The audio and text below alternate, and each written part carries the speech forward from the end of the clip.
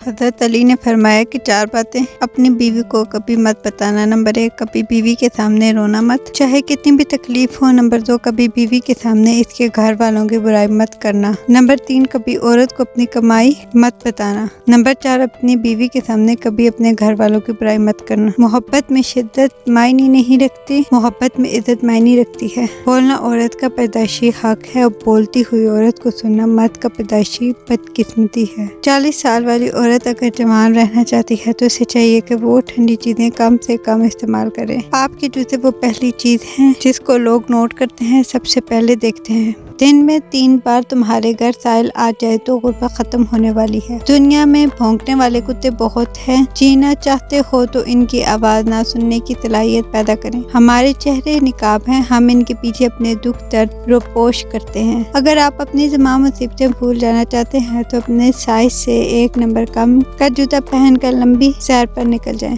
زندگی کے جس چاق کو عقل نہیں سی سکتی، محبت اسے اپنی تار اور سوئی کے بغیر ہی سی لیتی ہے۔ عشق کرنے کے لیے شادی کرنا ضروری نہیں ہے، مگر شادی کر کے بیگم سے اظہار عشق نہ کرنے سے بیوہ کرنے کے برابر ہے۔